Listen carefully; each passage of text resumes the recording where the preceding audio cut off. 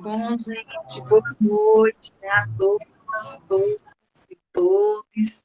É com enorme e grata satisfação que nós nos fazemos aqui presentes nesse encontro caloroso, né, em meio a um dia chuvoso, né, que nos causa, inclusive, temor. Eu mesmo estava me preparando para ir recepcionar vocês, até sair de casa e tudo mais, mas infelizmente não tive a coragem de enfrentar as ruas alagadas da capital pernambucana. Então, resolvi voltar da metade do caminho mais. Então, aqui em Recife está muito chuvoso e qualquer chuvinha alaga tudo. E eu gostaria muito de eu pensei com muito carinho em recepcionar vocês lá na sala do Centro Paulo Freire, Estudos e Pesquisas, que fica na Universidade Federal de Pernambuco, mas por causa da chuva e temendo também a instabilidade da internet, não fora possível, tá certo? Então, agradeço a presença de todas, todos e todas aqui conosco. Nós já tivemos uma conversa bastante agradável, né, entre Jeová e a professora Inês, e foi o tempo necessário para que nós pudéssemos esperar a presença da Graça Helenice, para ela, assim, retomar as discussões que nós realizamos sobre o capítulo anterior da obra, né? Hoje vamos estar dialogando sobre educação e massificação, mas iremos iniciar fazendo um preâmbulo sobre a questão da transitividade, né, que nós dialogamos, ou a inexistência democrática, que nós dialogamos no capítulo anterior, que trata, né, justamente sobre essa inexperiência democrática, e assim a gente vai ressignificando as nossas pautas, os nossos posicionamentos. O Jeová foi bastante participativo na aula passada, né? A professora Erivalda conduziu muito, muito bem. E agora nós temos o desafio, né, de dar continuidade a esse processo dialógico, salientando, gente, a importância do grupo de estudo, né? O grupo de estudo, ele requer que nós façamos a leitura individual e, neste momento aqui, nós possamos compartilhar as nossas compreensões, as nossas dúvidas, as nossas incertezas, né, as nossas não compreensões. Então, se nós, no nosso passado, abordamos a sociedade fechada e a inexperiência democrática, hoje Paulo Freire nos suscita a adentrar sobre a complexidade do enunciado da educação. Ele nos diz o que é educação em detrimento da massificação, né? E o importante é que nós possamos compreender que o papel da educação não é massificar o ser, mas simplesmente torná-lo um sujeito emancipado, protagonista, um narrador de sua própria história e, sobretudo, construtor da sua própria formação. Então, com este desejo, convido a nossa amiga inesquecível e amada Graça.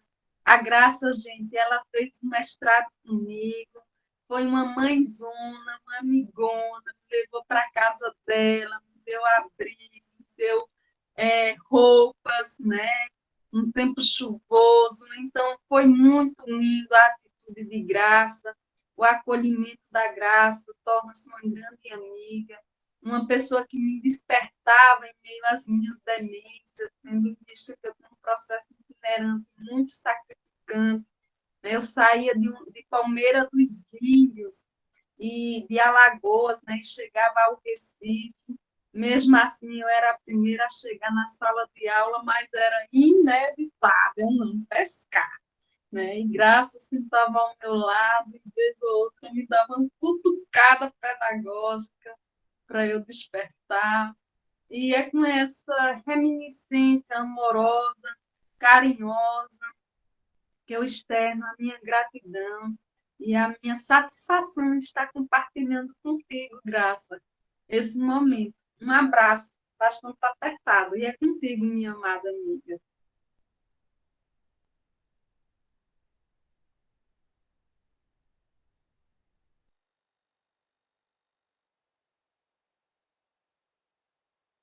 Microfone, Graça.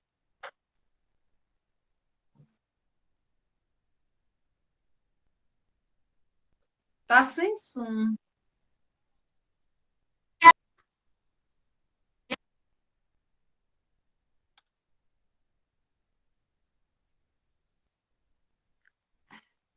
Pode iniciar, Graça. Tá travando, tá usando microfone, coisa do tipo.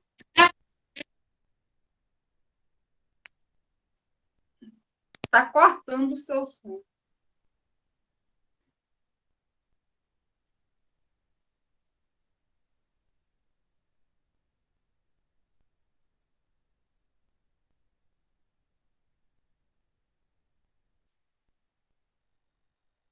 Graça, sai e entra novamente, amada, por gentileza.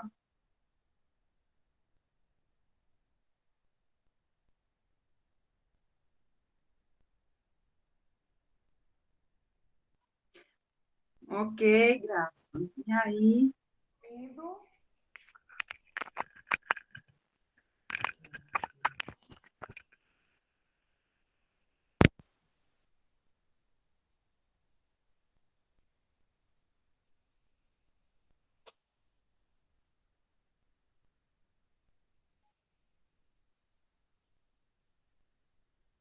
Graça, fala para a gente te ouvir, amada. Não.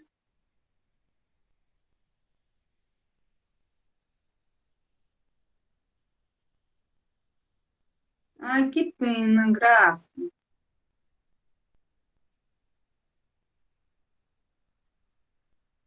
Graça, quer mandar para mim o seu texto? Se você quiser, mande para mim que eu faça a leitura. Claro que não vai ser tão espirituosa, harmônica, alegre, com esse seu sorriso acolhedor, né? Mas vou me esforçar para tal, viu?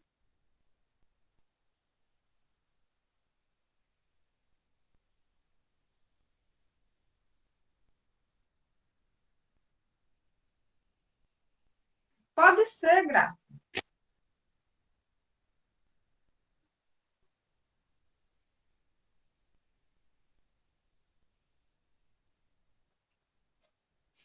Bom, gente, então a Graça é super organizada, né? Vejam só, ela fez a síntese em prosa do segundo capítulo, Sociedade Fechada em Experiência Democrática, que foi o capítulo coordenado pela professora Erivalda Torres.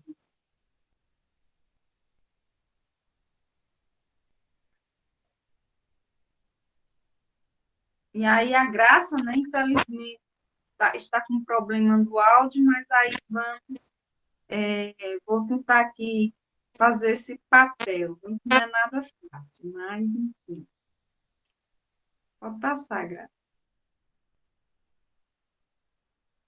Pedimos licença e agradecemos a nossos antepassados, na pessoa de Paulo Freire, patrono da educação libertária, por deixar esse legado. Aproxima-se de sua obra, Educação como Prática da Liberdade, nos convida à reflexão sobre si, sobre o novo contexto da sociedade.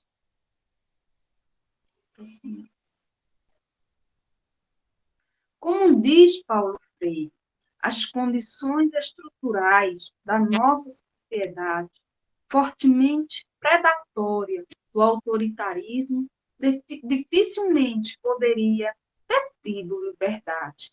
A sociedade brasileira, no entrave histórico-cultural, sua herança colonial, predomínio do trabalho escravo e de exploração comercial.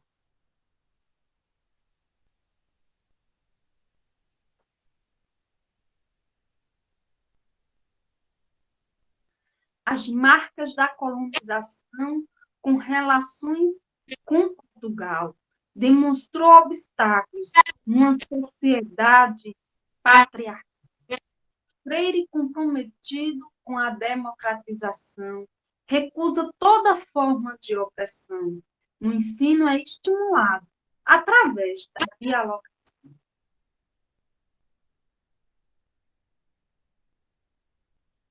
A crítica à submissão, à distância social, o poder exacerbado, reflexo de um modelo europeu ocidental. Essa sociedade fechada, que opera o mutismo, a única voz, o silêncio, que o povo era submetido.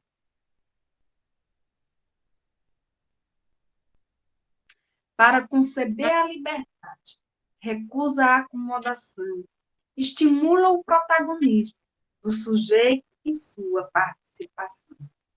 Para a educação popular, a palavra é corporificação, não é palavra de leva, e traz exemplo de ação.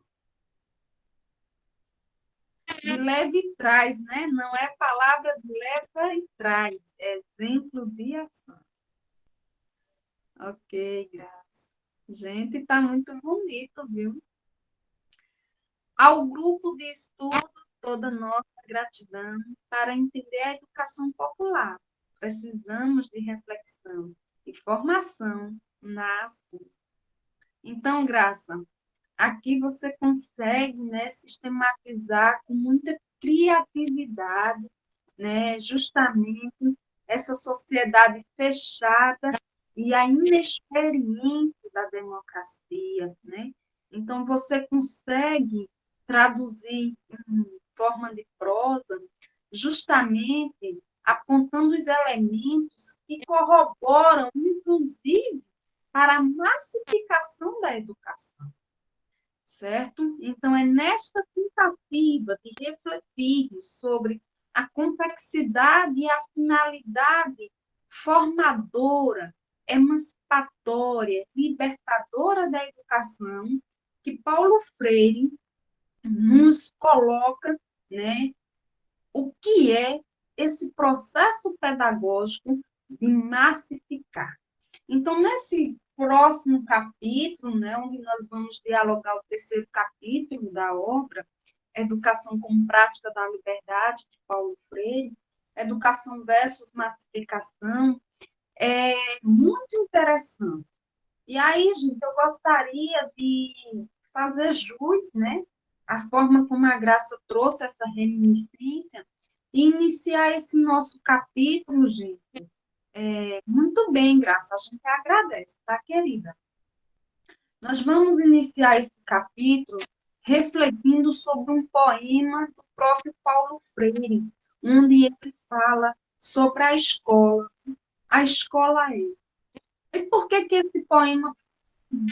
Porque justamente Paulo Freire, quando ele apresenta o que é a educação em detrimento da massificação, ele consegue nos fazer visualizar essa escola viva, essa escola de gente, né? Então, a gente vai iniciar esse nosso diálogo e depois vocês já podem se inscrever para fazer e trazer as reflexões de vocês, tá, gente? Então, vamos lá. Escola é o lugar que se faz amigos. Não se trata só de prédios, salas, quadros, programas, horários, conceitos. Escola é, sobretudo, gente. Gente que trabalha, que estuda, que alegra, se conhece, se estima. o diretor é gente, o coordenador é gente, o professor é gente, o aluno é gente, cada funcionário é gente. E a escola será cada vez melhor na medida em que cada um se comporte como colega, amigo, irmão. Nada de ilha cercada de gente por todos os lados. Nada de conviver com as pessoas e depois descobrir que não tem amizade a ninguém. Nada de ser como um tijolo que forma a parede, indiferente, frio, só. Importante na escola não é só estudar, não é só trabalhar, é também criar laços de amizade, é criar ambientes de camaradagem, é conviver, é se amarrar, né? Ora, é lógico, numa escola assim vai ser fácil estudar, trabalhar, crescer, fazer amigos, educar-se, ser feliz. É por aqui que podemos começar a melhorar. Paulo Freire. Bom, gente, esse poema Escola ele trata, sobretudo, dessa transição onde o sujeito precisa sair, né, da condição de sujeito mundano para a condição de sujeito crítico. E nessa perspectiva, quando nós dialogamos, né, no capítulo anterior, a sociedade fechada e a inexistência democrática, nós vamos dialogar e compreender justamente o posicionamento dos sujeitos. E esse posicionamento, ele é submisso ao outro, né? E nessa perspectiva democrática, Paulo Freire nos apresenta uma escola dialógica, uma escola participativa, uma escola com princípios e valores, onde todos os sujeitos são solidários, são afetados por esses princípios de solidariedade, de irmandade, de amizade, sobretudo, né? Então, eu gostaria de ouvir vocês acerca do que nós já dialogamos até então, para assim podemos, inclusive, fazer jus ao que a professora Inês mencionou, né, que diz respeito justamente ao amor. Isso é uma das citações que Paulo Freire traz neste capítulo especificamente sobre o amor. E aí a professora Inês, ela traz esse fragmento, né? A educação é um ato de amor, por isso um ato de coragem. Não pode temer o debate, a análise da realidade. Não pode fugir à discussão criadora sob pena de ser uma farsa. Então, gente, aqui nós compreendemos que esse amor não é um amor do mito, do amor piegas, mas é um amor que vai à luta. Inclusive, luta. Com licença, Maria, a Janina está com interferência, companheira Janina. Tá, o microfone está aberto. Janina. Fechou, obrigada. Ótimo. Gente, então vejam só, né? Voltando à questão dessa prática do amor, né? Esse amor que é revolucionário, esse amor que encoraja as pessoas a lutarem pelos seus direitos, a fazer frente, né? Em meio às adversidades que inviabilizam uma sociedade democrática, e, mediante a tudo isso, eu gostaria de ouvir vocês, né? Quais são os outros elementos que vocês poderiam estar aí acionando em prol dessa nossa reflexão? mediante ao que Paulo Freire fala sobre educação e massificação. E aí?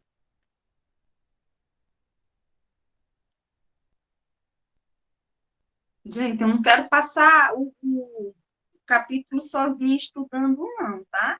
Quem fez suas leituras? Destacou alguma passagem interessante, algum fragmento? Quer compartilhar? Quer dizer alguma experiência que já vivenciou e que assim faz alusão ao texto? Porque o texto é muito rico, tá, gente? Tem muitos fragmentos super interessantes e a gente vai fazer a leitura deles, tá bem? Pois não, Jeová? É, eu fiz a leitura do texto. Na verdade, eu consegui acompanhar os capítulos hoje. Eu estava com a leitura um pouco atrasada. E aí, os debates nos outros encontros, eu achava assim que eu ficava muito no ponto de vista, talvez, da consciência ingênua, buscando passar para uma consciência de transição, para uma transição crítica. Eu acho que esse capítulo 3, né, de educação e massificação, vem colocar esses pontos, né? E aí o que é que eu identifiquei? Uma coisa que quando eu estava estudando com Marta Pernambuco, professora da UFRN, que eu tive a oportunidade de cursar com ela, inclusive Marta Pernambuco teve a possibilidade de trabalhar junto com Paulo Freire, e aí ela falou uma certa vez que a gente iria se debruçar só sobre as notas de rodapé e as referências que Paulo Freire cita nos livros dele. E aí as referências que ele cita no terceiro capítulo me chamaram muita atenção. E uma das que chamou a atenção dessa leitura foi o livro A Cultura Brasileira, de Fernando de Azevedo. Eu fui dar uma olhada e é um livro enorme, riquíssimo e que eu quero ler. É um pouco sobre isso. Eu acho que assim dá para a gente depois um dia se debruçar sobre essas notas de rodapé e essas referências de Paulo Freire, né? Quem foi quais foram as fontes que Paulo Freire bebeu, e aí eu acho que faz com que a gente compreenda melhor um pouco do que ele escreve, desse legado que ele deixa para a gente, né? Então, meu primeiro comentário seria mais nesse sentido, e aí eu vou esperar um pouquinho mais ver o que é que o pessoal tem a dizer para eu ir tecendo os outros comentários. Durante a leitura eu grifei várias partes do texto, tinha hora que eu queria grifar uma página inteira, porque tudo que Paulo Freire diz é muito importante e muito significativo. E aí é isso, eu acho que. E aí eu tô louco também para chegar no terceiro capítulo, no próximo capítulo, que ele vem falar um pouco sobre o método, e acho que tem muito a contribuir para o projeto de alfabetização que a gente está desenvolvendo aqui. Então, para início de conversa, é mais ou menos isso que eu queria colocar, e no decorrer do encontro eu vou colocando outras observações e outras coisas que eu grifei. Ótimo, Jeová, muito bem. Então, gente, vejam só. Quando Paulo Freire dialoga sobre a educação versus massificação, ele problematiza justamente o poder das elites que massificam as massas populares, né?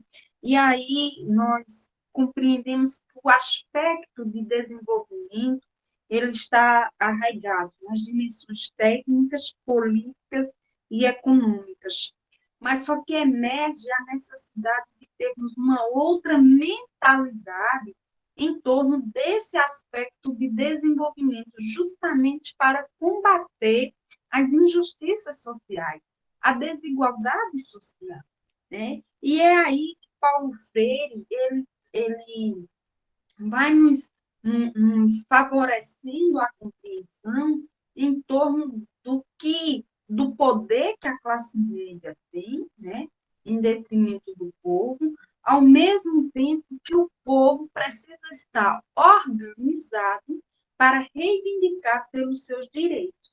Seria ótimo se assim não fosse necessário, mas aí, nas entrelinhas, está posto a necessária organização dos movimentos sociais para reivindicar os direitos. E aí Paulo Freire diz o seguinte, na página 95. E a classe média, sempre em busca de ascensão e privilégios, temendo naturalmente sua proletarização, ingênua e emocionalizada, via na imersão popular, no mínimo, uma ameaça ao que lhe parecia sua paz. Daí a sua posição reacionária diante da imersão popular. Portanto, em outras palavras, né, fazendo a jus à interpretação, Paulo Freire está dizendo que o povo tem um poder, que o povo tem um poder maior do que a classe média, maior do que a elite. Por isso que a classe média teme o povo. Só que esse povo só tem este poder se assim estiver organizado, se estiver sindicalizado, se estiver associado, cooperado, porque ele sozinho, ele é um grão de areia, certo? Então, para que a gente possa lutar pelos nossos direitos, se faz necessário, primeiramente, conhecê-los, ter a formação básica, mínima, dos direitos que nós possuímos, tal qual ou tal como dos nossos deveres. Né? Não há direitos sem deveres. E aí, Paulo Freire nos favorece essa reflexão justamente para compreendermos qual é o tipo de educação que está voltado também para a elite e para a classe média, e qual que é o tipo de educação que está posto para a comunidade popular, a sociedade popular, certo? E aí é importante a gente entender que não se pode ter uma sociedade igual quando nós temos modelos distintos de educação. E nessa perspectiva, gente, ele diz o seguinte, na página 96, ele diz o seguinte, textualmente diz ele, mas em uma sociedade na qual as mudanças mais importantes se produzem por meio da deliberação coletiva e onde as revalorações devem basear-se no consentimento e na compreensão intelectual, se requer um sistema completamente novo de educação. Um sistema que concentre suas maiores energias no desenvolvimento dos poderes, dos nossos poderes intelectuais e dê lugar a uma estrutura mental capaz de resistir ao peso do ceticismo e de fazer frente aos movimentos de pânico quando sonha a hora do desaparecimento de muitos dos nossos hábitos mentais.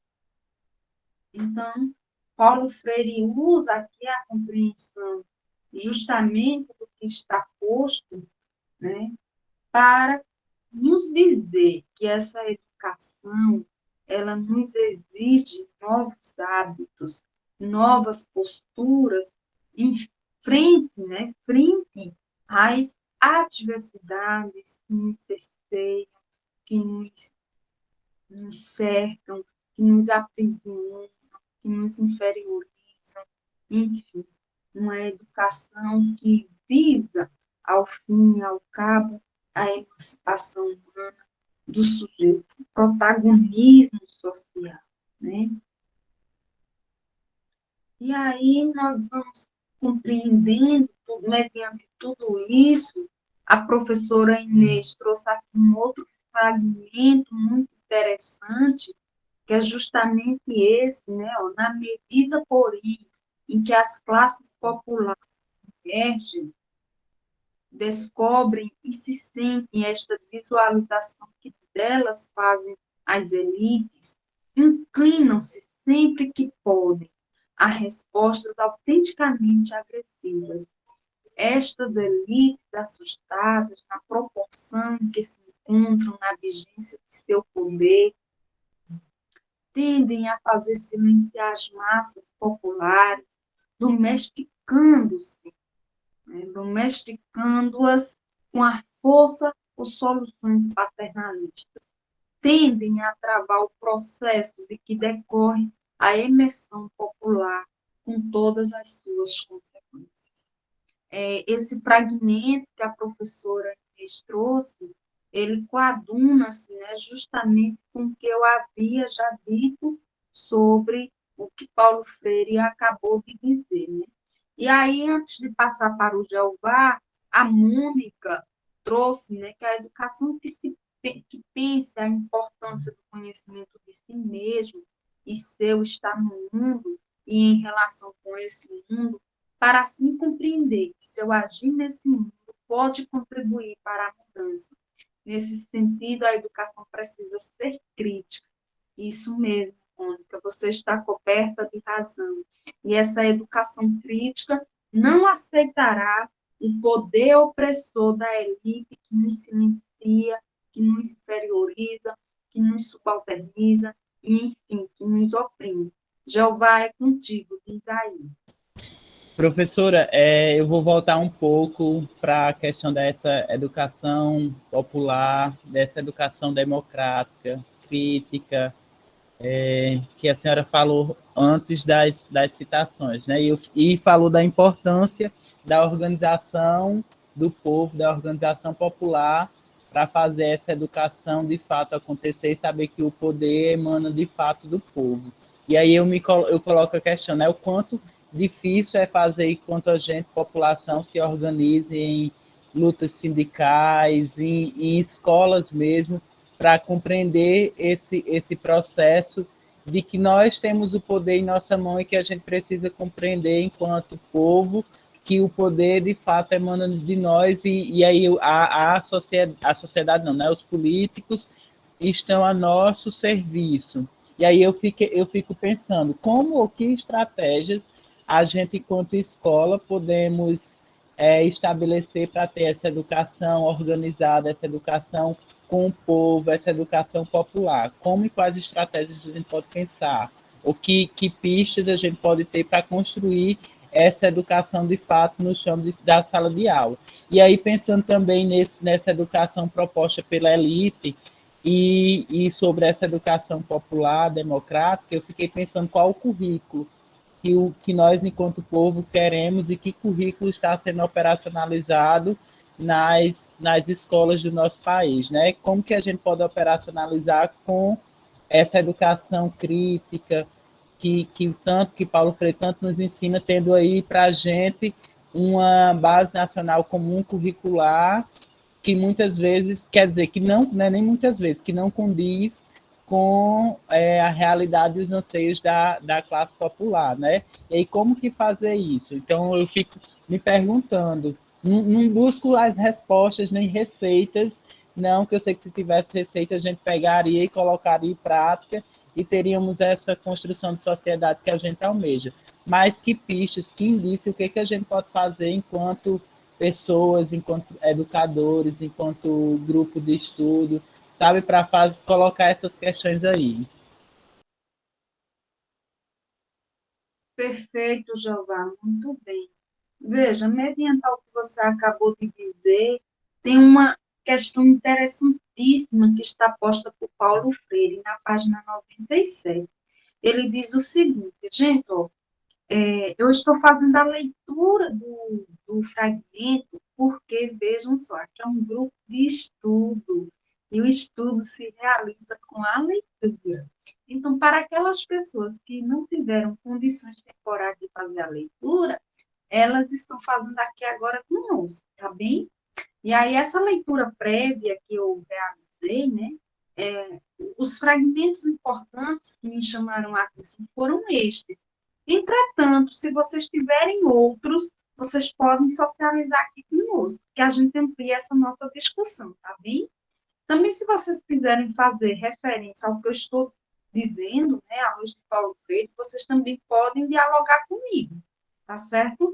Então, eu gostaria que para além de Jeová, né, Jeová? Já que só está eu e você aqui na sala, eu sugiro e solicito a participação autêntica das demais pessoas que estão aqui conosco. Pode ser pelo chat, pode ser oralmente, enfim, vocês ficam à vontade, tá? Ok, Verônica, querida, logo após essa minha leitura desse pequeno fragmento, eu passo a palavra para ti, tá? Então, tu escuta aí com atenção e caso você queira fazer comentários em torno do que eu acabei, do que eu irei falar, aí você já pode dar continuidade, tá bem? Então, Jeová, mediante ao que você falou, Paulo Freire tem aqui um fragmento interessantíssimo, que ele diz assim, ó, uma educação que possibilitasse ao homem a discussão corajosa de sua problemática. Ou seja, a educação não é um artefato abstrato, não é uma coisa abstrata, é uma situação, é uma prática social concreta que é feita por sujeitos que estão arraigados em seus processos históricos, culturais, políticos, econômicos, sociais, emocionais, ambientais e etc. e tal. Então, de sua inserção nesta problemática, eu advertisse dos perigos de seu tempo, para que, consciente deles, ganhasse a força e a coragem de lutar, ao invés de ser levado e arrastado à perdição de seu próprio eu, submetido às prescrições alheias. Muitas vezes, nós, educadores, apenas fazemos jus, minha gente, aos conteúdos curriculares e não nos preocupamos e nos ocupamos de uma situação, de uma prática social que emerge do cotidiano dos nossos estudantes, do contexto sociohistórico onde a escola está inserida socialmente, né? Do contexto onde a instituição também está inserida. E aí, Paulo Freire nos faz essa alerta, né? E ele diz, a educação que o colocasse em diálogo constante com o outro. Nada de sujeito isolado, ilhado, ou cheio de si, né? Ou da sua razão de si. Conhece-te a ti mesmo e basta. Não, nós nos fazemos com o outro. Então, que predispusesse a constantes revisões, a análise crítica de seus achados, a uma certa rebeldia no sentido mais humano da expressão, que o identificasse com métodos e processos científicos.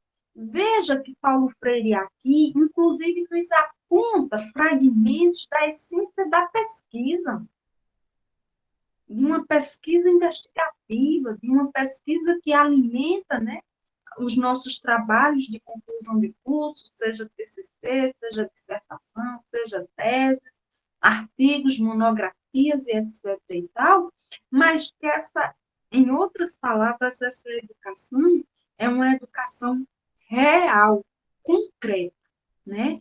Portanto, gente, eu vou passar a palavra para Verônica, depois para Jeová, e depois eu volto para fazer jus ao que está posto aqui no chat, ok? Verônica, nada é contigo. Saudades, querida.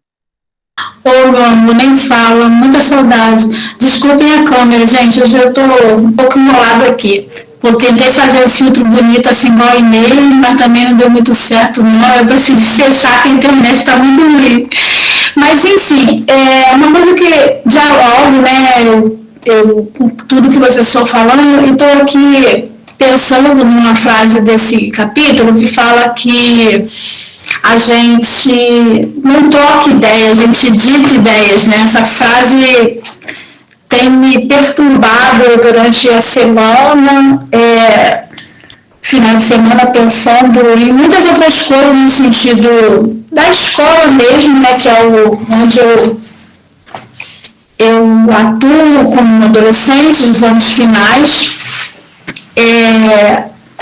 E essa coisa da troca de ideias, de digitar ideias, e nesse mesmo texto, na minha versão, aqui, na minha edição, a página 127, mas uma edição nova que me fala que a gente discursa aulas. E isso nesse retorno presencial, tem me feito pensar muito, sabe? Eu tô fazendo isso mais pra gente conversar junto, porque eu tô observado, aí eu tô falando de mim, né? Que às vezes a gente, até com a tal da boa intenção, né? Quando você se pega dando uma palestra, né? Ditando, olha, aquela velha história do meu tempo, sabe? Assim, para ilustrar o que eu estou querendo dizer. E isso não é feriano, né? Eu posso afirmar isso. Porque quando eu estou dizendo para eles que eu fiz alguma coisa, eu estou ali dizendo que eu tenho algo pronto que aconteceu comigo e vai acontecer com eles. Isso não é feriano, eles são de outro momento, de outro tempo, eles estão vivendo outro contexto social. Por mais que a gente dialogue com esse texto e veja que ele é tão real, né? Ele é tão atual, né? Então a gente cai nessa armadilha. O texto de Paulo Freire é atual, né? A gente está vivendo a opressão, então peraí, mas é um exercício, que bom que tem esse grupo, que bom que nós estamos aqui, a despeito de tudo que fazem contra nós, né? A gente está bem cansado em todos os sentidos, mas eu quero pensar junto com vocês nisso, sabe? Esse olhar sobre esses jovens, né, essas juventudes, né, que a gente tem juventudes, e como a gente vai pensar junto em educação como prática de liberdade efetiva. Eu trabalho na escola do campo, né? Então, assim, quantas vezes eu me pego dando exemplos, falando coisas que são ridículas, eu me sinto ridícula, assim, porque eu pego um exemplo, eu trabalho na zona urbana aí no campo, quando eu vejo, eu estou falando uma coisa que não tem nenhum sentido para eles, já. E isso não é liberdade. Então, assim, quero dizer que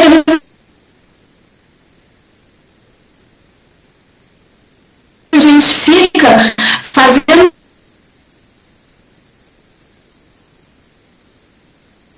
uma pesquisa, a gente está, eu estou agora nessa lida aí da tese, e aí quando você vê, você está ali querendo exercitar o que você está pesquisando, aquela verborragia, sabe, aquela coisa, e que não faz nenhum sentido. Isso não é subestimá-lo, muito pelo contrário. Mas realmente é o que o Paulo Freire fala no diálogo. E não tem comunicação. Se não tem troca, não tem. Se não tem direto, não é verdade. E aí eu quero lembrar de graça do trecho, no parágrafo, e fala assim: trabalhamos sobre o educando. É um parágrafo incrível, né? Assim, tudo é incrível, mas é um parágrafo incrível, muito didático, assim. Não trabalhamos com ele, trabalhamos sobre ele, né? Sobre o educando. Impondo-lhes uma ordem a que ele não adere, mas se acomoda. Não lhe propiciamos meios para o pensar autêntico, porque recebendo fórmulas que damos, simplesmente as guarda, não as incorpora, porque a incorporação é resultado de busca de algo que exige de quem o tenta esforço de recriação, de procura, exige reinvenção. E aí, nesse chamado de atenção de Paulo Freire, eu me coloco, né? E penso, como que eu faço esse mesmo movimento com as 1059 regras diárias que chegam dos órgãos de gestão, centrais? Como eu, me formando com meus alunos todos os dias, como o de Paulo Freire, eu faço isso também? Em que momento eu também vou me acomodando com os horários, né? Com as regras, essa coisa do tempo de aula, do ir para... Hoje mesmo eles me desafiaram, por que tá frio, por que a gente não pode deitar na quadra e ler na quadra? O livro está aqui, a gente está aqui, a quadra está lá, desse jeito. E eu falei, mas aí que eu tenho que falar com a inspetora, que eu tenho que passar pelo não sei quem, sabe essas coisas do dia a dia de escola? que são bem reais, bem palpáveis, assim, para ilustrar o que a gente está falando. Não tem nada de tosco nem de simples nisso. O dia a dia, a rotina ali impensada da escola, ela nos engessa, né? Porque a gente está bem cansado. Mas quando você pensa que você tem que passar todas essas barreiras, você acaba desistindo de fazer. Que bom que hoje, por acaso, eu consegui, mas poderia não ter conseguido. E eles estão clamando por isso, né? Por essa reinvenção, por essa não acomodação. E eu desejo aprender com eles muito mais do que ensinar, sabe? Retomar essa coragem, essa ousadia que a gente vai, de alguma forma, perdendo, né? Depois de algum tempo aí de estrada. Era isso que eu queria trazer para conversar com vocês. Muito bem, Verônica, nós agradecemos, querida, por sua intervenção bastante interessante, né? E, ao mesmo tempo, testemunhal, né? E isso torna a educação real, concreta, né? Porque nós não estamos partindo do nosso imaginário, mas sim de elementos que faltam e que nos atravessam a nossa cotidianeidade pedagógica, né? Então, gente, aqui, ó, muitas pessoas agradecendo a participação, né? Muitas pessoas contribuíram aqui novamente, né? A Mônica, gente, a Mônica falou aqui algo muito interessante, que é, ouvindo vocês falando e pela leitura da obra, tenho o mesmo sentimento do Jeová e me sinto muito angustiada. Pedi aos educandos, em uma roda de prosa, que falassem qual a função da escola. E a maioria dos educandos respondeu que era decorar somente. Em todos estes anos, dando aula, sinto que o grupo escolar, professores e coordenadores, estão desunidos, os educandos desmotivados, e toda vez que dou aula, sinto que não consigo tocar todos eles. Então, Mônica, compartilhando de sua angústia, né?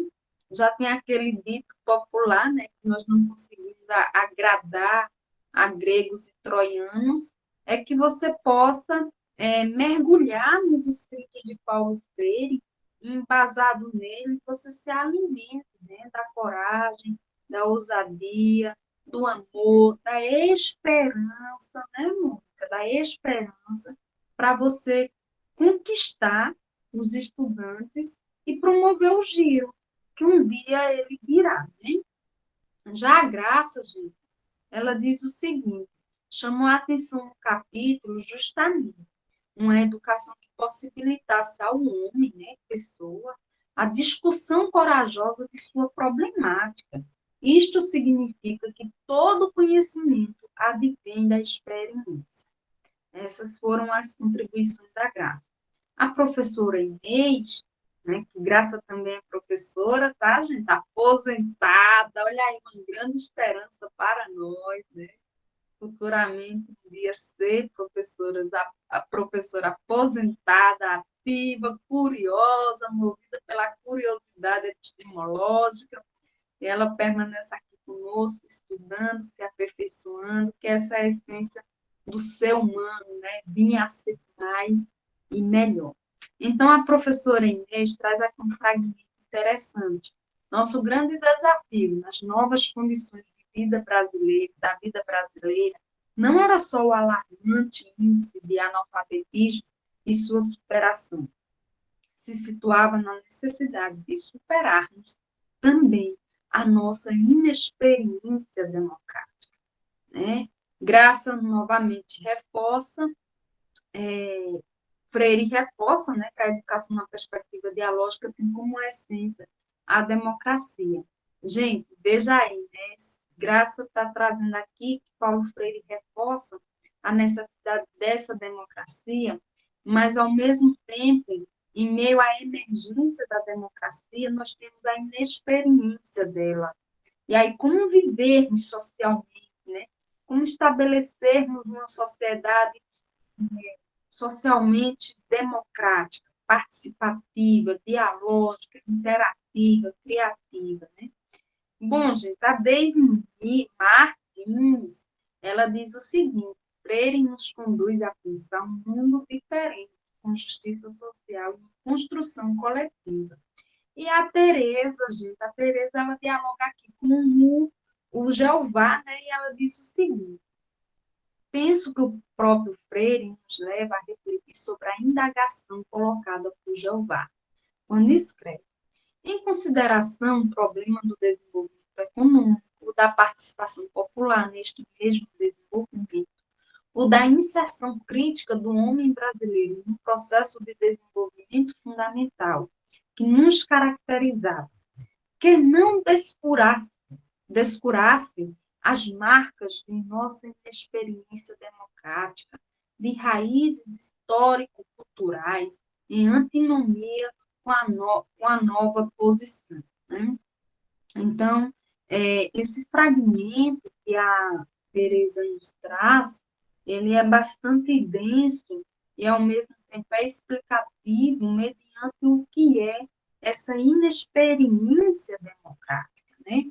Essa inexperiência democrática que está acionada com a participação no processo do desenvolvimento. E aí é necessário que a gente possa compreender justamente como promover, né, que tipo de desenvolvimento buscar, que tipo de sujeitos queremos formar com um desenvolvimento que atuamos, né, em prol dele.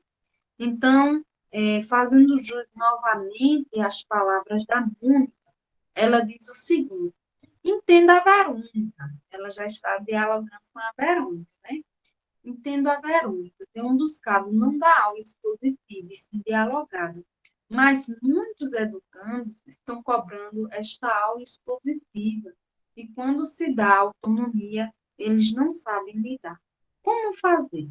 Romper com a cultura do silêncio, Mônica. Exatamente. Né?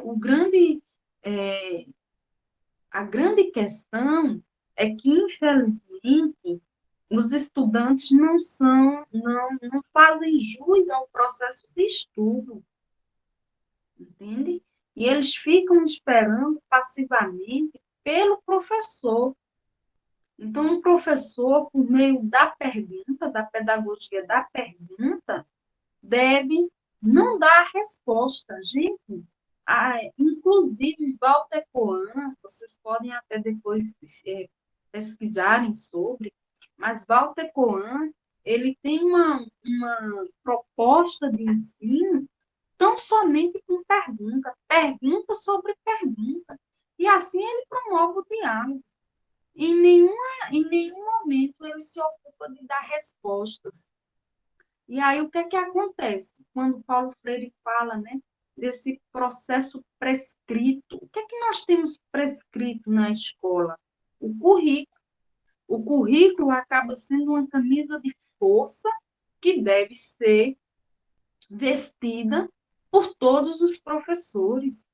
E os professores estão condenados a dar conta dele, não somente dele, desse currículo que muitas vezes não acolhe a diversidade cultural, não acolhe a diversidade, né, racial que está posta, as diferenças que estão postas, mediante um currículo urbanocêntrico, sociocêntrico, etnocêntrico, eurocêntrico, entende? Então, como fazer?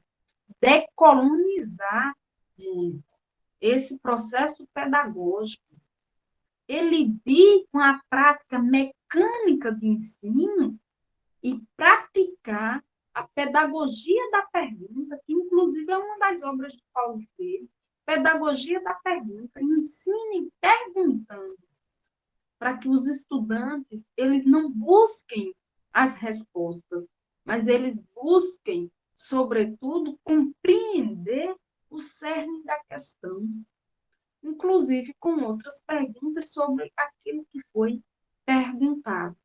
A Tereza, ela colocou aqui a página, né, do fragmento, e aí a Mônica novamente se posiciona assim: sinto que a praxis que não é efetiva e não há diálogo.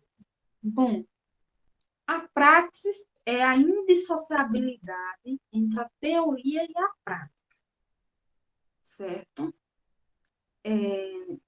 Mediante essa situação problemática, né, que é uma situação real, concreta, você precisa refletir sobre a sua prática e levar à tona, né, levar para o diálogo com os coordenadores, com os gestores, sobre o fazer pedagógico que seja acessível aos estudantes ou que implique em mudanças pedagógicas e que rompa com a cultura da transmissão do conhecimento.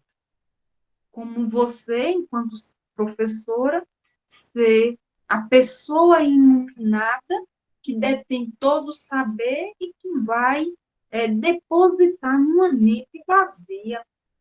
Não é bem assim, né? Então, é importante que nós, professores, nós possamos valorizar o horizonte simbólico dos estudantes, possamos valorizar o que eles dizem com mais ou menos importância e possamos ressignificar tudo o que eles falam, para que o conhecimento seja assim construído. E aí a Verônica dialoga com a Mônica, né, e diz: Mônica, também vivo isso. Penso que precisamos conversar com os pais. Bom, gente, aqui é um processo, né? A Cíntia diz que a chuva atrapalhou o retorno para casa, mas já está aqui conosco. Seja bem-vinda, Cíntia. Um abraço, saudades de você, tá, querida?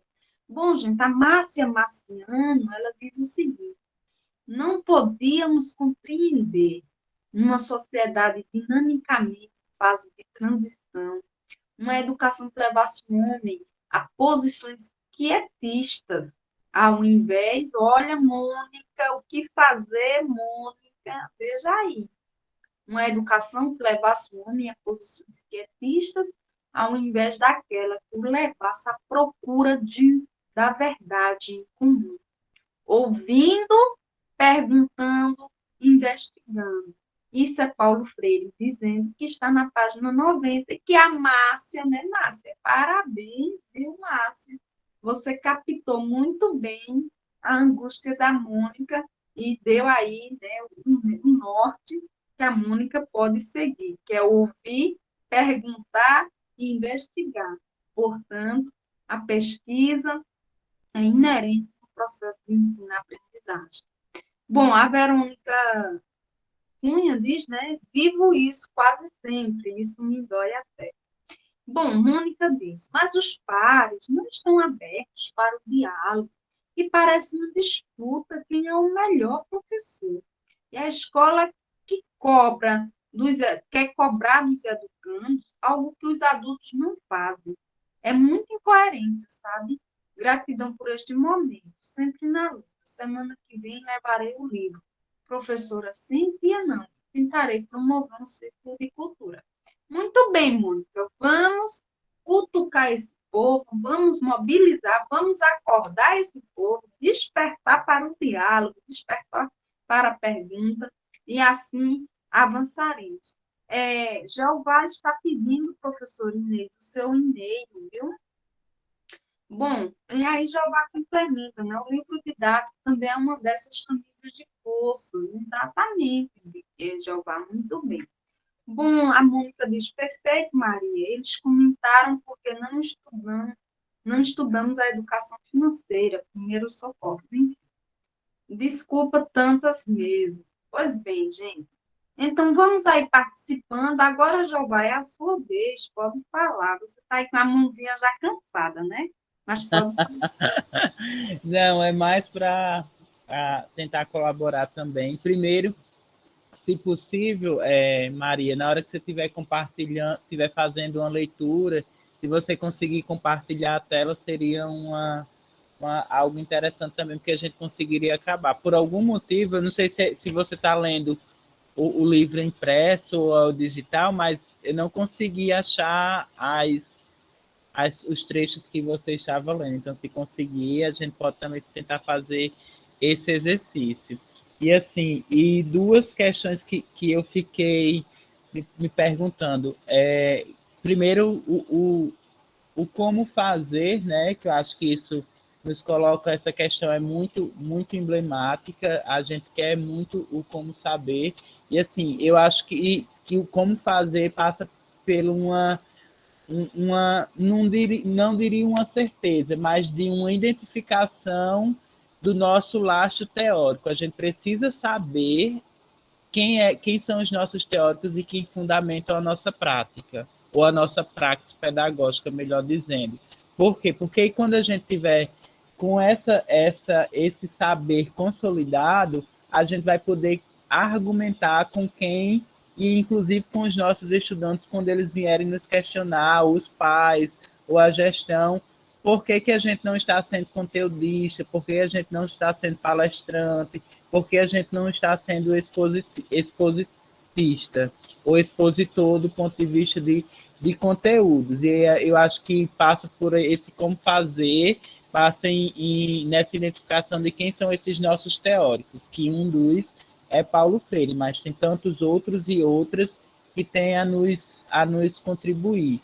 E aí a gente vai estar armado do ponto de vista teórico para poder fazer esse diálogo e dizer, olha, as minhas decisões metodológicas, elas estão fundamentadas em Cicrano, Fulano e Beltrano, e estão com base nesses princípios. E aí a gente consegue avançar, porque senão a gente vai ter discursos como esses de professores ou dos nossos pares que não que questionam a nossa prática, sendo que a gente sabe o que está fazendo. E minha outra questão é a respeito da pesquisa, né? O nosso fazer também está atrelado ao ato de pesquisar, ao ato de questionar. E aí eu fico sempre me perguntando, eu lembro que no outro grupo nós discutimos os saberes necessários à prática docente, e Paulo Freire, ele sabiamente diz, né, que a pesquisa também se constitui como um dos saberes. Só que aí eu sempre me coloco assim no desafio e de ser pesquisador e professor da educação básica com falta de recursos, com carga horária limitada. Eu sei os caminhos, mas e os meus colegas e os meus pares que estão comigo? E como fazer isso numa escola pública, numa escola do campo, numa escola da periferia? Né? Como que também entra nesse do como fazer? E aí isso me angustia de alguma forma. Eu sei que a pesquisa ela se faz necessária, é uma condição intrínseca, mas não é só o ato de pesquisar e de descobrir um conteúdo, mas é um ato de investigar a nossa realidade, da nossa sala de aula, do mundo ao nosso redor, junto com os educandos. E aí eu fico também me perguntando sobre isso. Era mais isso e obrigado, professora, pelo e-mail, tá certo, Inês?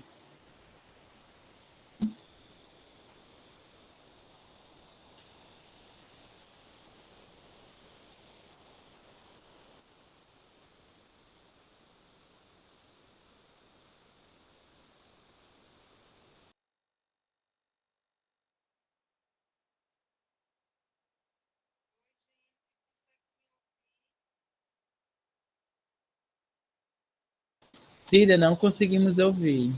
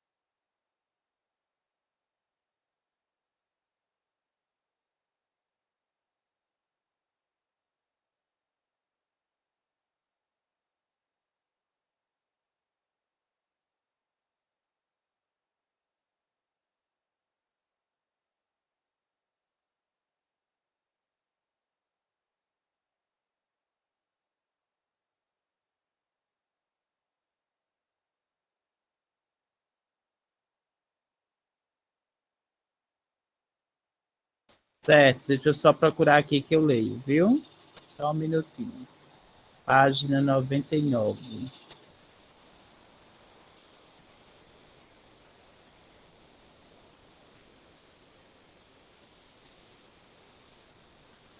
Professora, página 99 do arquivo ou do próprio livro?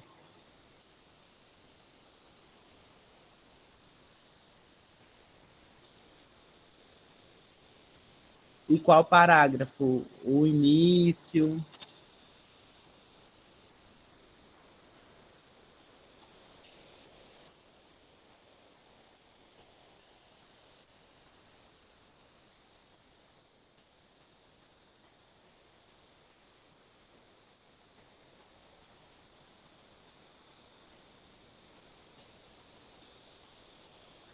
Certo, só um minutinho.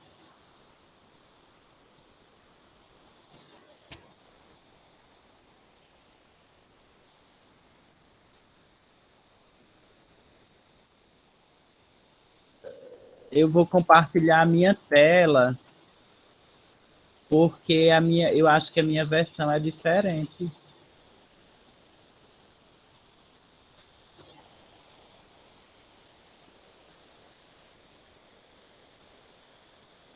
A tela inteira, compartilhar.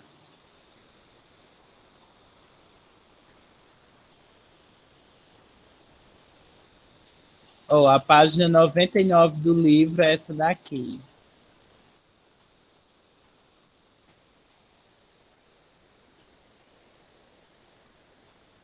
Noventa e 98 e a 99 do arquivo é essa. Achei.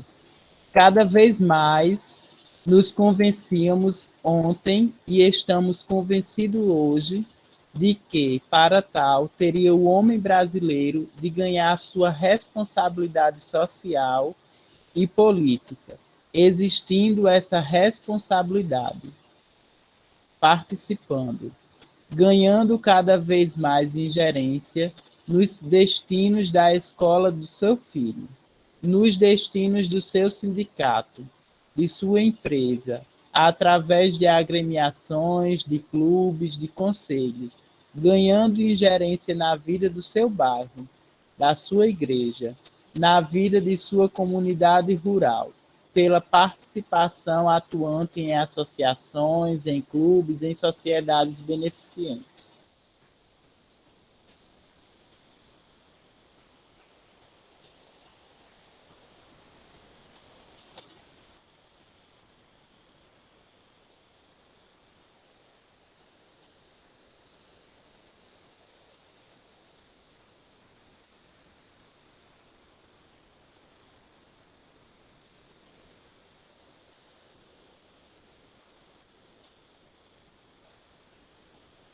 Alô? Estamos ouvindo. Pronto, então entrei aqui em uma outra conta e vamos dar continuidade. Obrigada, Jeová, pela sua coparticipação, viu? Então, esse fragmento que o Jeová acabou de falar trata-se justamente sobre a essência da democracia, né? Então, a gente vai perceber que a essência de estarmos participando democraticamente nos faz necessário estarmos nos ambientes, né? E aqui Paulo Freire nos diz quais são os lugares que nós deveríamos estar atuando, né? Na escola do filho, no sindicato, na empresa, nas agremiações, nos clubes, nos conselhos. E assim, gente, ó, na vida do bairro, da igreja, da comunidade rural, das associações, dos clubes e das sociedades beneficentes. Então, mediante a tudo isso, Paulo Freire nos orienta que essa prática, né, a essência da democracia só pode acontecer e só pode também se fazer jus à elisão da inexistência democrática quando nós, sujeitos de direitos, atuamos no controle social fazemos parte da sociedade. E aqui, gente, nós temos um exemplo muito vivo disso, né? A Cíntia, que está aqui, ela faz parte do Fórum da Educação de Jovens e Adultos. E Cíntia sabe perfeitamente dos enfrentamentos que ela realiza, né, contra essas camisas de forças ou contra as políticas descontínuas a favor da educação de jovens e adultos. Uma delas diz respeito também ao fechamento das escolas. Então, para que não ocorram os fechamentos das escolas, é preciso que os professores possam lutar em prol do direito da educação, que é um direito público e subjetivo, e, sobretudo, da escola aberta para todos, né? Então, mediante a isso, é importante, como diz Paulo Freire aqui na página 100, o seguinte, ele vai falar o seguinte: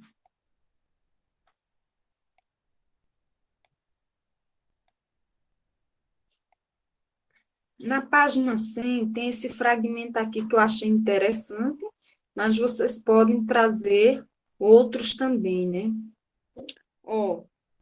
De uma educação que levasse o homem a uma nova postura diante dos problemas de seu tempo e de seu espaço, a da intimidade com eles, a da pesquisa ao invés da mera, perigosa e enfadonha repetição de trechos e de afirmações desconectadas das suas condições mesmas de vida.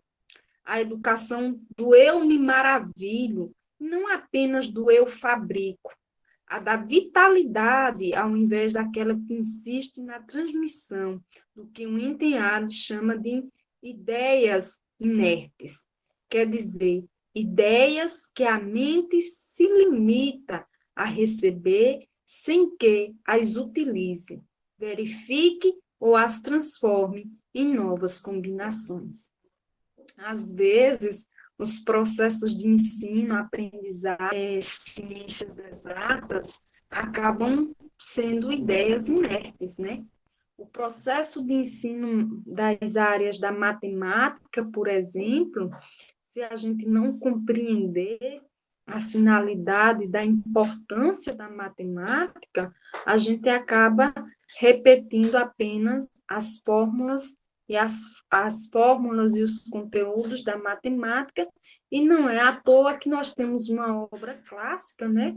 Na Vida 10, na Escola 0, que dialoga perfeitamente sobre essas ideias inertes, quando as crianças elas lidam perfeitamente com a matemática, né, com as operações aditivas, por serem frentistas, mas na sala de aula não conseguem.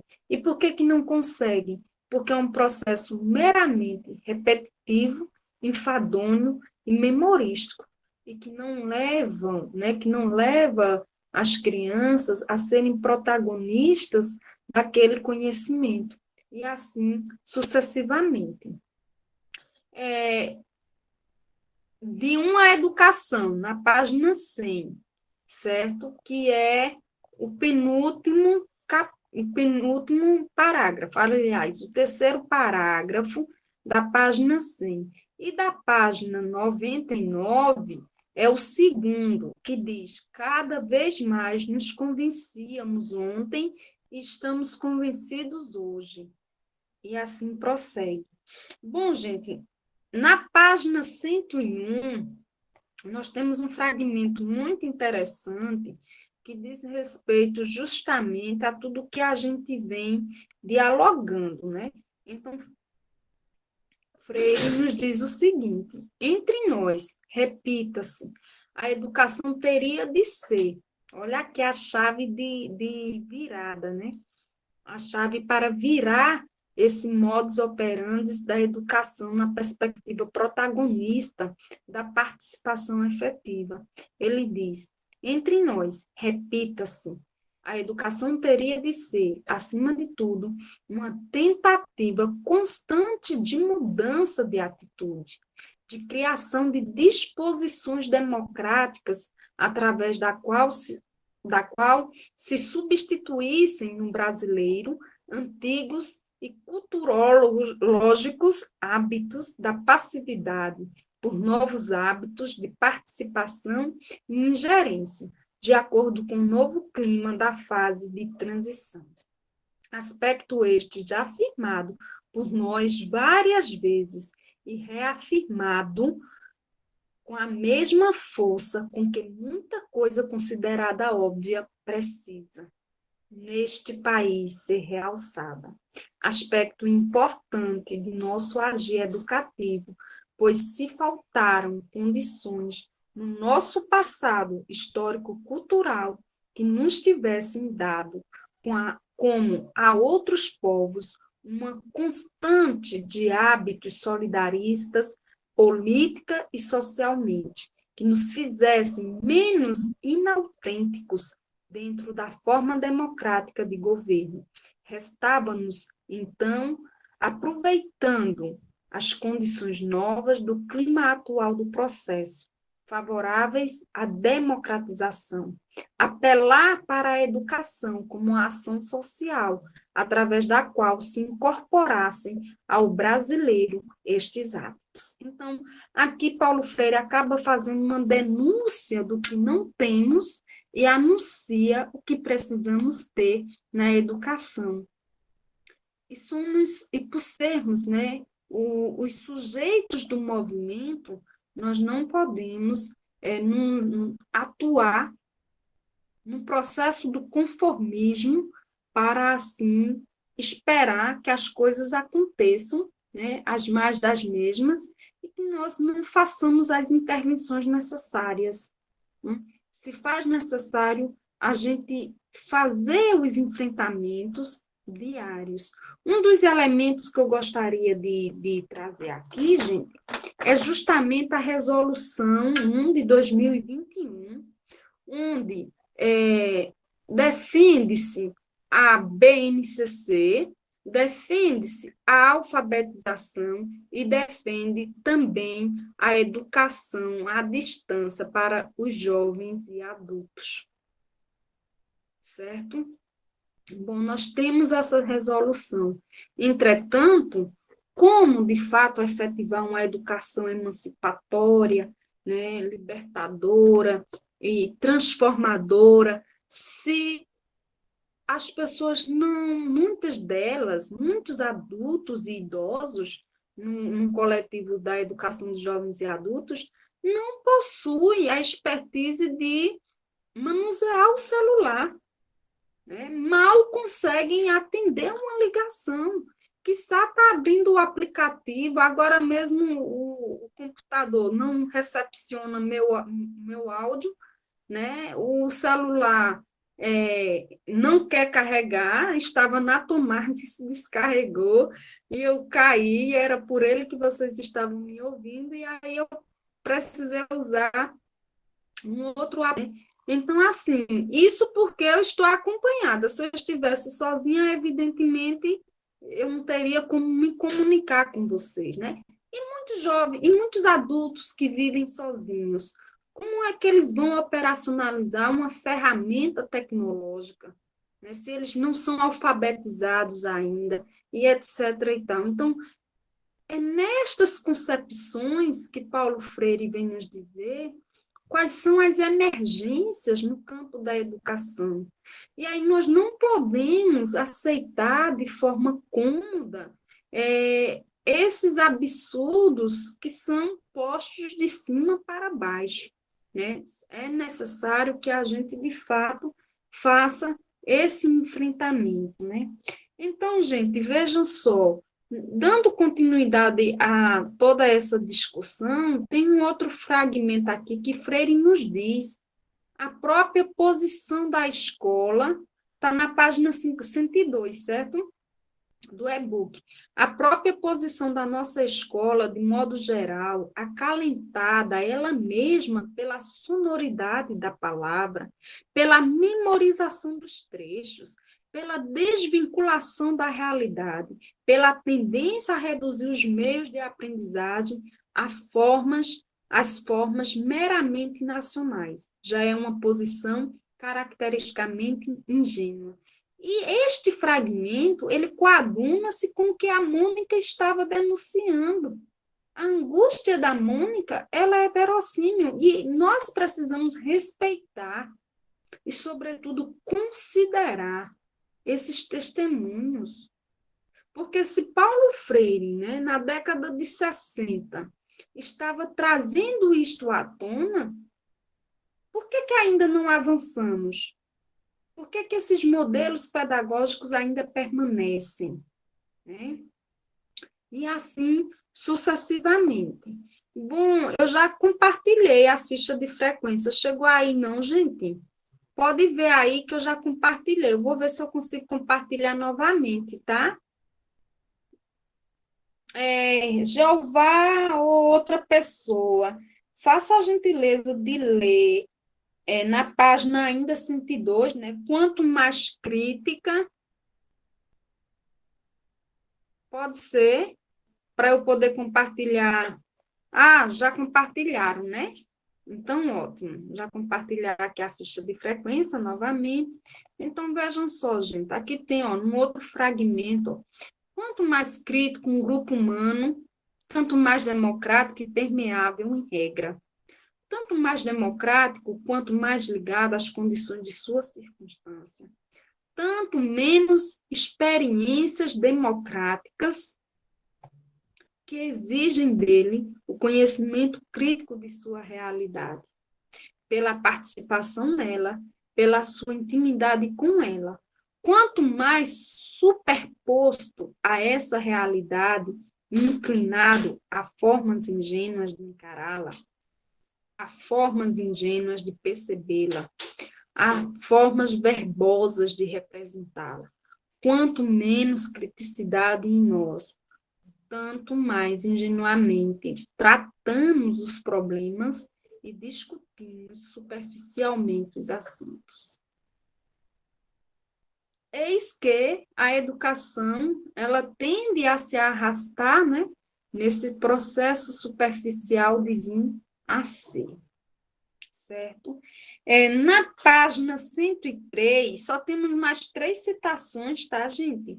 Para a gente socializar e vocês depois podem ir se posicionando. Quem quiser falar, pode levantar a mãozinha, abrir o microfone, ficar à vontade, tá? Na página 103, está posto assim.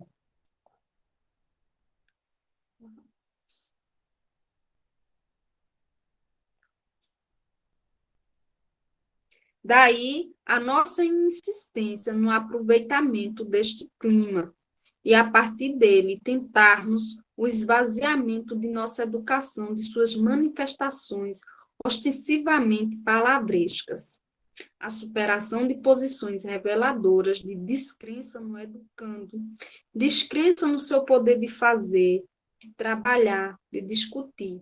Ora, a democracia e a educação democrática se fundam ambas, precisamente na crença no homem, na crença em que ele não só pode, mas deve discutir os seus problemas, os problemas do seu país, do seu continente, do mundo, os problemas do seu trabalho, os problemas da própria democracia.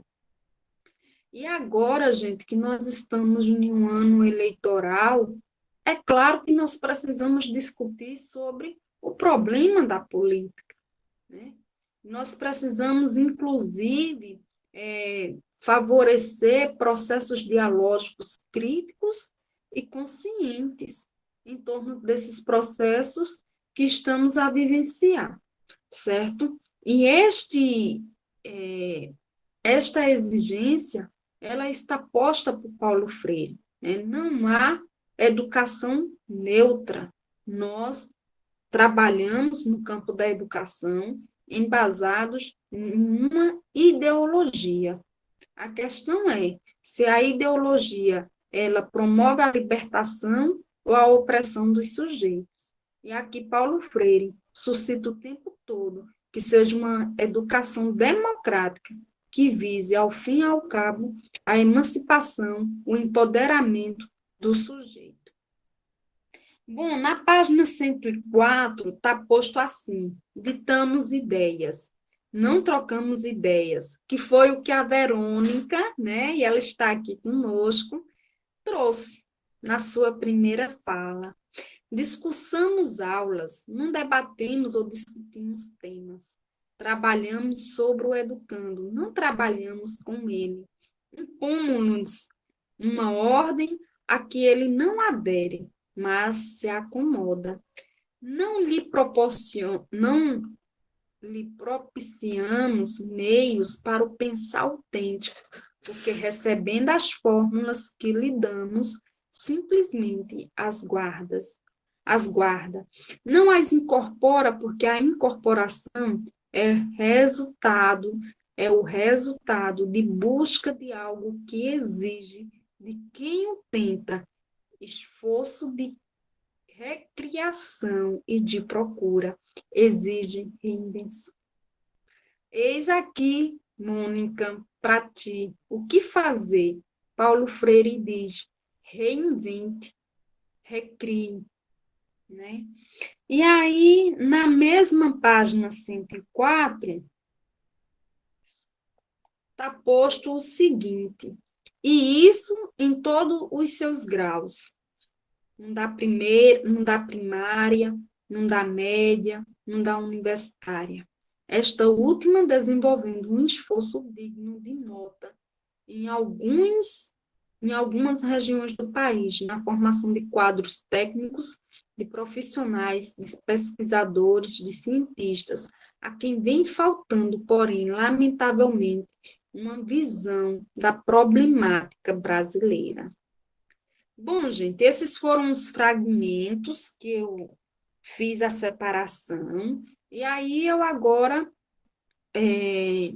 nós podemos passar para a discussão, né? Além do Jeová, da Mônica, da Verônica, quem mais gostaria de fazer jus a esse momento dialógico, para a gente já se encaminhando para os finalmente? Gente, vamos... escrevam aí a próxima pergunta que norteia a continuidade do nosso diálogo, e dizendo que hoje também foi socializado com vocês as normas para a escrita do artigo que tem a ver com a praxis pedagógica de vocês, tá?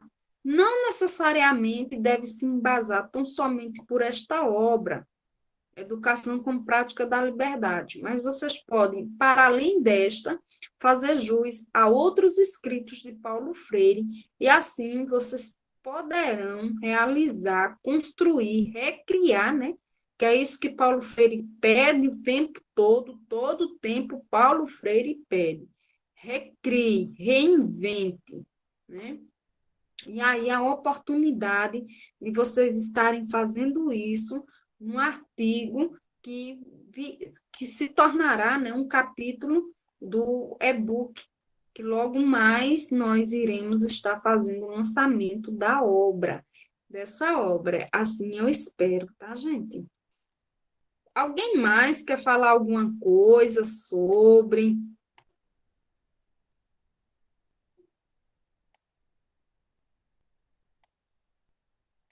Verônica, Jeová, Mônica, Cíntia, Suzanete. Pois não, Verônica? Fale, querida. Sim, eu só fiquei em silêncio, né, para ver se mais alguém queria falar, mas algo está me inquietando, porque quando a gente levanta essa discussão, eu, Mônica, né, dessas aparentes insatisfações, angústias, né?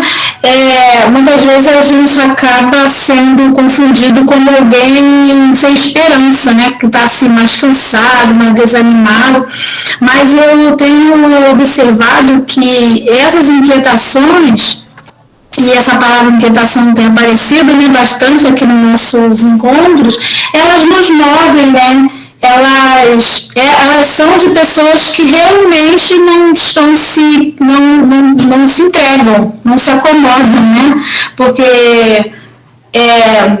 Antes eu ficava muito preocupada, hoje eu me sinto feliz de estar incomodada, porque significa que eu continuo lutando, né? Continuo me movendo, como um verbo que o Paulo Freire usa muito.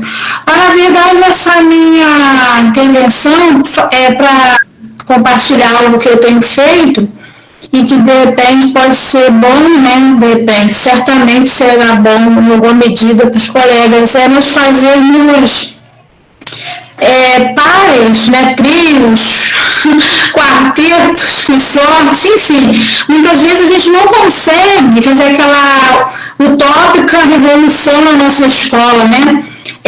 De um conselho que a gente consiga, mas eu tenho observado que ao longo do tempo, se você consegue ali aquele colega, aquela colega do seu dia de aula, do seu.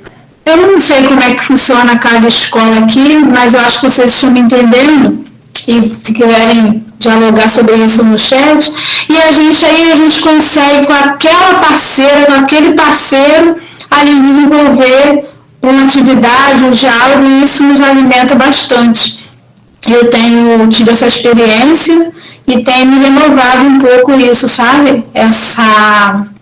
Sempre aquele colega ou aquela colega ali parceiro que a gente troca, a gente conversa, a gente dialoga, a gente pesquisa, a gente alinhava, constrói alguns projetos, enquanto a gente não consegue mais um galo, né? Como diria lá João Cabral de Melimenta, a gente já vai com mais um galo ali e vai tecendo aí essa manhã enquanto a gente não consegue aquele grande movimento, né? Era isso, Cida, obrigada. Muito bem, Verônica, muito obrigada. Então, gente, para nos encaminhar para os finalmente, né, eu gostaria de fazer jus à participação das meninas e dos meninos que estão aqui no chat. A Mônica diz o seguinte: Paulo Freire sublinha um constante diálogo com o outro. Esse outro são os seus pares, situados no mundo, nosso trabalho. Não é fácil. Não é fácil, é bastante complexo. Exige estudo, pesquisa, exige humildade para aprender, para entender nossos limites na nossa prática. O importante é o nosso compromisso com o objetivo de uma educação voltada para a mudança de percepção da realidade. E aí a professora Inês disse que está um dilúvio, né, no bairro dela, e a internet está falhando muito. A Tereza também disse que na várzea está um verdadeiro dilúvio, né, com muitos trovões, e que a minha tela estava invertida. A Mônica diz o seguinte: já trabalhei na EJA, e os desafios eram grandes, muitas barreiras enfrentadas para que tudo acontecesse dentro do contexto educacional, que proporcione a esses jovens a sua estima, pois são caminhos longos percorridos e muitas vezes esses jovens são incapazes de continuar seus estudos, principalmente em não se sentirem abraçados. Aí a Tereza pediu o parágrafo, eu falei, a lista de frequência. Bom, vamos ver aqui. A Mônica diz o seguinte: sim, Verônica, mas estas inquietações nos provocam para a mudança. Perfeito. Me sinto muito grata aqui, e isto faz querer a mudança. Bom, a Tereza pergunta, né? Maria, as referências são exclusivamente de Freire? Não é possível adotarmos autores com estudos com base no legado freiriano? É possível sim, querida, é possível sim, tá? Mas, quanto mais de Freire, melhor, tá certo? E aí a Cíntia diz, né, vive em constante aprendizado e na luta pela EJA, para que seja garantido os direitos de seus sujeitos. Bom, gente, então, com todos esses dizeres, né, com todas as participações, o Jeová levantou a mão, pois não, Jeová? Não, é só para fazer um comentário a respeito da fala de Verônica, dizer que ela não está só nesse movimento de estar operacionalizando, de estar tentando fazer uma educação freiriana, educação democrática, dialógica, Existem pessoas nos lugares, a questão é que muitas vezes parece que a gente está em ilhas, e aí trabalha geralmente com um parceiro, uma parceira, com uma ou duas pessoas no grupo da escola, e aí a gente se coloca isso como uma dificuldade do ponto de vista de um projeto educacional em uma instituição. E aí, principalmente quando a instituição é pública, isso se torna mais difícil, porque às vezes o projeto pedagógico, ou melhor dizendo, o projeto político-pedagógico, ele é um emaranhado de citações, ele é um documento engavetado e ele não se constitui como um projeto mesmo de uma instituição educativa. E aí esse se coloca como um dos desafios que a gente tem, Freire, como um dos teóricos da nossa prática, né? Como que a gente vai operacionalizar isso nas escolas? Como que a gente vai colocar um projeto desse nas nossas escolas, né? Isso mesmo, não ter só Freire, ter Freire do lado, só no papel. Muitas vezes é isso que acontece. E aí é isso, a gente se constitui, às vezes, nas nossas escolas com ilhas pedagógicas, nas suas, eu costumo chamar de jaulas de aula, viu, Verônica? Às vezes a gente fica preso nessas jaulas de aula e não salas de aula, e aí fica difícil fazer esse projeto. Mas, assim, nós não estamos só, sempre tem um ou outro, e o desafio é esse, é a gente se organizar enquanto instituição, enquanto grupo de pessoas de uma escola.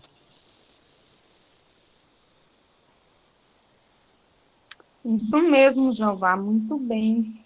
Pois é, gente, então, mediante a tudo isso, nós podemos ir nos encaminhando, né, para o encerramento. Alguém mais quer falar alguma coisa?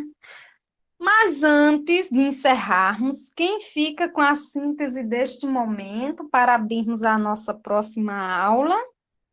Quem gostaria de ficar? Gente, bora, bora delegarmos aqui alguém que queira fazer jus, né, à síntese desse momento. E aí, a pergunta que fica é, anotem aí, eu vou inclusive colocar ela aqui por escrito, tá?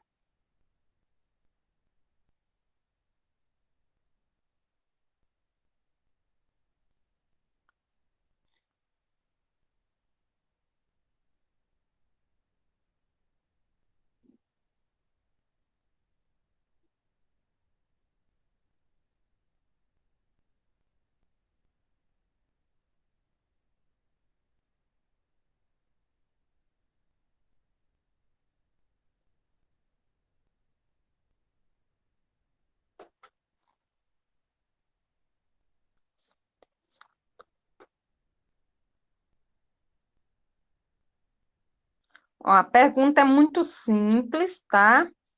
E aí caberá a vocês buscar não a resposta, mas em meio a este questionamento, realizar outros questionamentos, tá?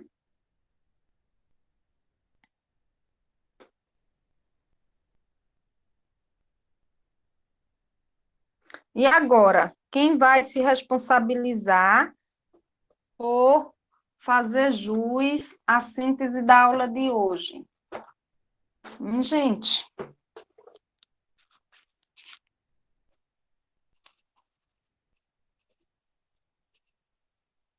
é você, Jeová?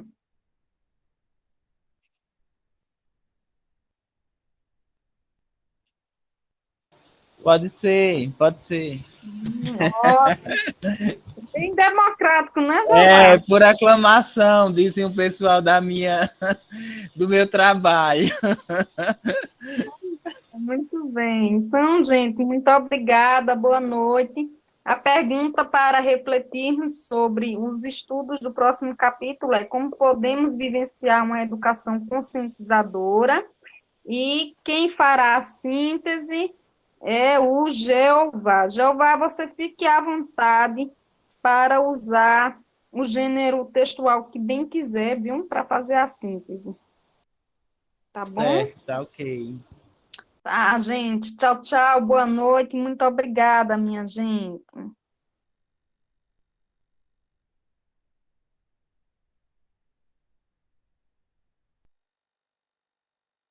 Tchau, tchau. Boa noite.